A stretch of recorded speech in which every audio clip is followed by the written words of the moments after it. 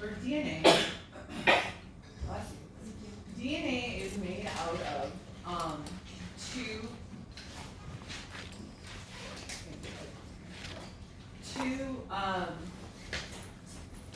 strands, if you will, of sugar phosphate molecules, and then a nitrogenous base are off of those. And so DNA is a double helix, and it's a double helix because it has these two sides, and it's like a ribbon, right? And so when you're looking at this, your A and T always pair together, and your C and G always pair together. And I can tell this is A and T and C and G because of the hydrogen bonds. So there's 2 hydrogen bonds there, and then there's 3 hydrogen bonds there. The nitrogenous bases, so the adenine, the guanine, the cytosine, the thymine are the nitrogenous bases. And then what is this guy? Sugar. It's a sugar, right? So it's a ribose sugar.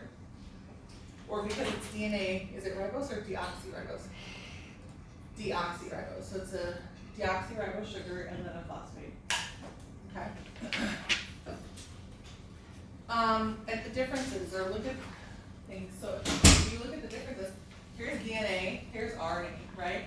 DNA has a double helix, and this side is a complement of this side. When you have to make a copy of this, you're going to take the lagging side. Is it a dispenser formula? Yes. Thanks. And so you're going to make a template of this lagging strand. And so you're going to pull these guys apart. And because these are weak hydrogen bonds, you can actually pull them apart. So you're going to make a template copy of this guy. And so this RNA is the complement copy to this. Okay? And notice, if we have a thymine here, we can't put a thymine in RNA, it has to be uracil substituted for thymine. Okay? And that's the big thing.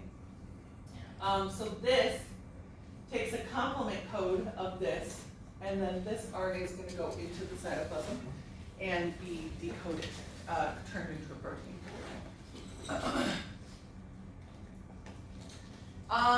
Nucleosides, or modifications of those nucleotides, are something like ATP. Okay, and so ATP is called ATP because it's an adenosine, and then it has 1, 2, 3 phosphate groups. And so the adenosine is the adenine plus the ribose sugar, right? So adenine plus ribose sugar makes up the adenosine. And then how many phosphate groups does it have off of it if it's triphosphate? 3. Diphosphate?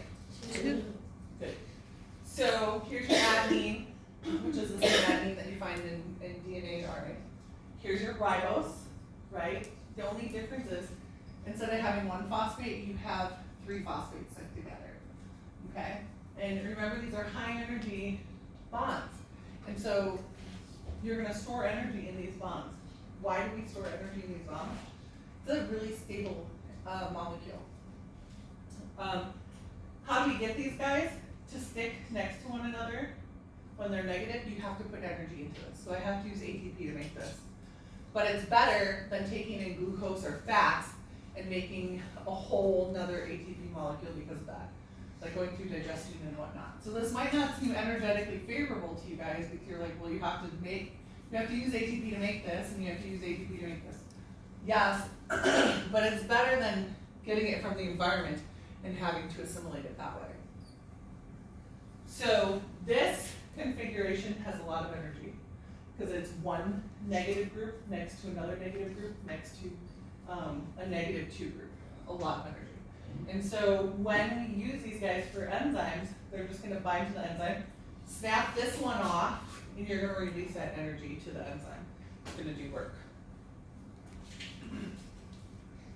We can skip these guys. So micronutrients are substances that you need in small quantities, right? These are what we think of as vitamins and minerals. And so for vitamins, we have 13 essential vitamins. What does essential mean? It means that we can only get those from our diets? Right, so we have to get them from the diet. Can we synthesize those from our body? No. No. Okay, so most of them we have to get from an outside source.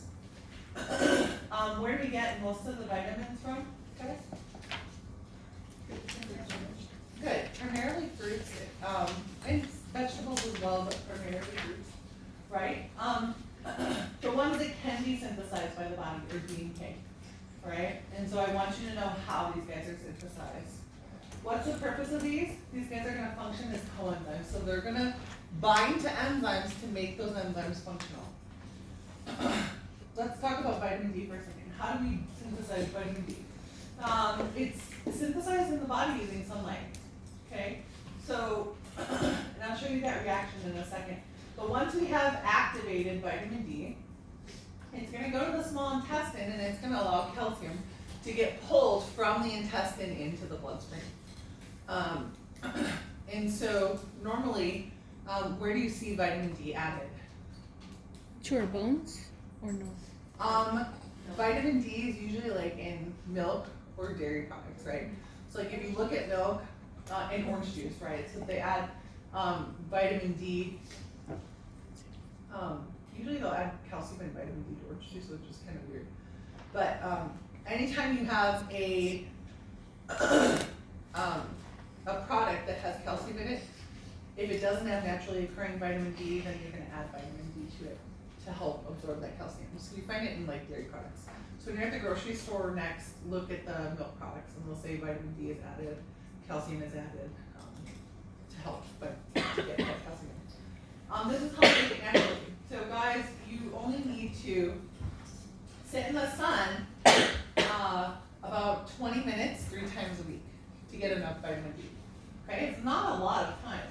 So the sunlight, the UV light hits your skin and produces a form of vitamin D, right? So it's vitamin D3. This is not activated yet.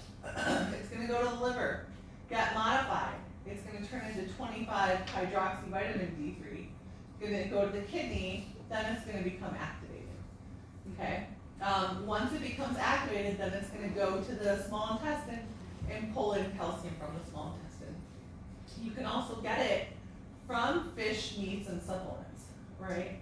If you're taking vitamin D supplements, it's not good to take them unless you're low in vitamin D. But if you're taking vitamin D supplements, you want to make sure you have that activated form of vitamin D that you're taking so that it doesn't take more time for you to process it. Is vitamin D water soluble or fat soluble, guys? Fat soluble, right? It's one of your fat soluble vitamins. So how is it transported in the plasma? Is it dissolved in the plasma or is it using a carrier? Some type of protein, right? So a lipoprotein. Good.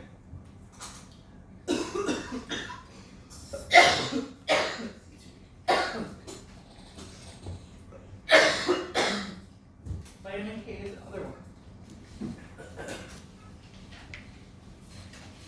Vitamin K is required by the liver to make clotting factors. Okay, so you have to have vitamin K to make clotting factors for blood clotting. And so it's not produced by our cells, but it's produced from bacteria living in our large intestine and green leafy vegetables.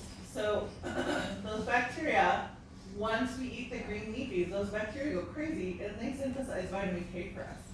We pull that vitamin K in from our large intestine. It's going to go to the liver and it's going to help make our clotting factors for us. What if we don't have enough green leafies, or what if we don't have enough of the bacteria that make vitamin K? How is that going to affect blood clotting? You won't be able to clot? You won't be able to clot as effectively, okay?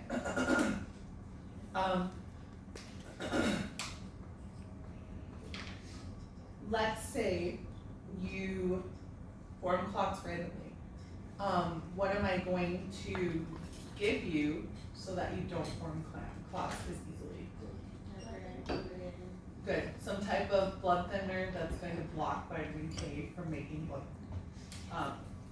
clotting factors, right? So like your coumadin, your warfarin, your anticoagulants. And so take a second to think through this. Vitamin K is required at your liver to make clotting factors. if you have a problem pulling in vitamin K, you're gonna have a problem making clotting factors, and forming blood clots. If you form clots easily, they're gonna give you medicine that's gonna decrease your ability to form clots by decreasing vitamin K's ability to make your clotting factors, okay?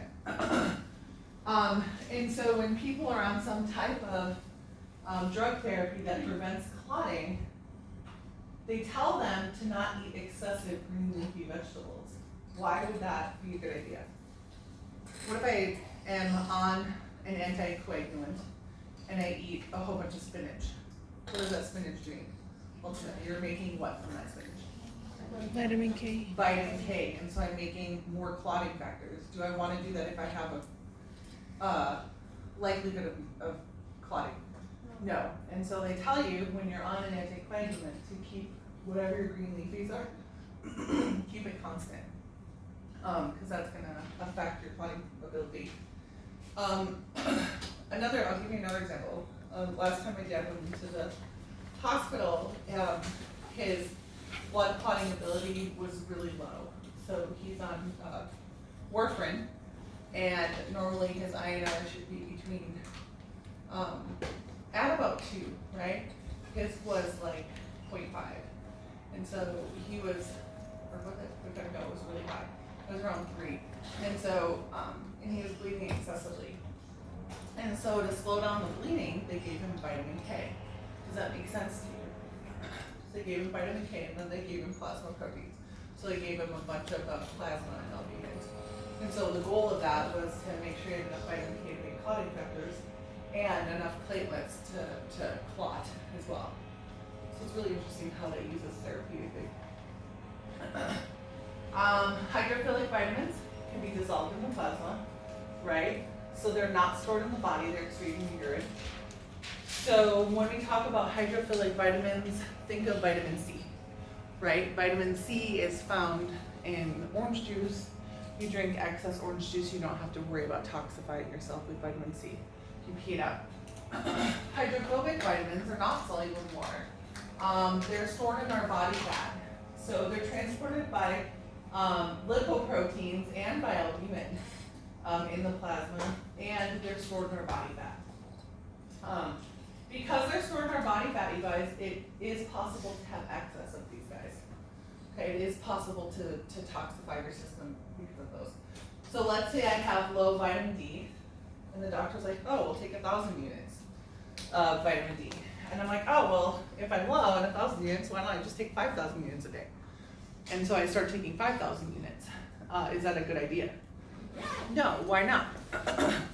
You know, build the excess of vitamin D. Yeah, it's going to build up an excess of vitamin D, and it can affect your liver, right? And so you want to be careful of monitoring these vitamins. If somebody has low and they're on a vitamin therapy, you need to make sure that you're monitoring those in the plasma. These are water-soluble vitamins. I'm not going to ask you all the different types of water-soluble vitamins. They're mostly vitamin B, B1, 2, 6, 12, 3. You have folic acid as well. Here's the sources. Look at the function though. Required component of many enzymes. What if we don't have these vitamins in our diet? Your enzymes, are they going to function or not function? They're not going to function, okay? And so, notice another thing. How do you see meat for a lot of these? Not all of them. A lot of them are dark green leafies, but you see meat as well. What if something's vegan and they have no meat products, no animal products? Then they have to substitute it with Yeah, other. you're at a risk for having low vitamin D, right? And so either you're going to have to take injections at some point, or you're going to have to make sure that you get enough of your spinach and your variety of green leafy so that you're getting enough vitamin B. Folic acid is a big one during pregnancy because a deficiency of that causes neural tube defects. That nerve tube isn't going to close properly, and it will close or it will stay outside of the spinal cord or outside of your vertebrae, and that causes spina bifida. And so you want to make sure that you have folic acid in your prenatal vitamins and that the baby is getting enough nutrients. So look at the deficiency. So heart failure, skin lesion, neural tube defects, anemia, impaired nerve functions, anemia, nerve disorders, fatigue, numbness, headaches, nausea, dermatitis, anemia, scurvy, poor wound healing, skin and nervous system. So you see the vitamin B's are very important with nervous system development, okay? And so you want to make sure that you're getting enough vitamin B. Your fat-soluble vitamins, A, D, E, and K, they require components of many enzymes, blood clotting, calcium absorption, immune system for vitamin D. We have effects of deficiencies and of excess. So notice for excess, drowsiness, headaches, hair loss, abdominal pain, kidney damage, nausea, headache, diarrhea, liver damage. Okay, and so this can cause serious internal organ damage if you take too much of these guys. The other micronutrients are minerals. Minerals are what we think of as your electrolytes. So when you think of electrolytes or drinking Gatorade, what do you think of taking in? Like sodium? Yeah, sodium, potassium, right? Calcium, magnesium, chloride, sulfur, right? So these are all inorganic nutrients. We need them though for proper fluid balance and for conducting charges in our body. So why do we need these? We need these in our plasma.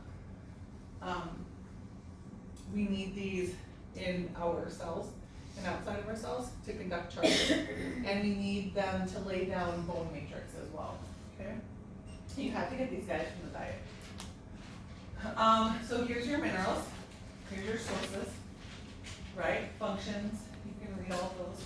A lot of them, you guys, are gonna be water balance. So sodium and potassium, when you get to sodium and potassium, they're really important for electrical activity, so muscle functions, contractions, nerve functioning. And then magnesium is a component of many enzymes. It's a coenzyme that you need to activate those enzymes. Deficiency and excess. Just so you have an idea. Antioxidants protect cells from free radicals. So when you do reactions inside the cell, sometimes some electrons break off and go rogue, and the free radicals will bind to those electrons so that they're not bouncing around doing damage. These guys that bind the free radicals are called antioxidants. You guys are familiar with this. Here's a list of some of those antioxidants and where they're found. Okay, so you want to make sure you're taking in enough antioxidants to help buffer the damage of reactions.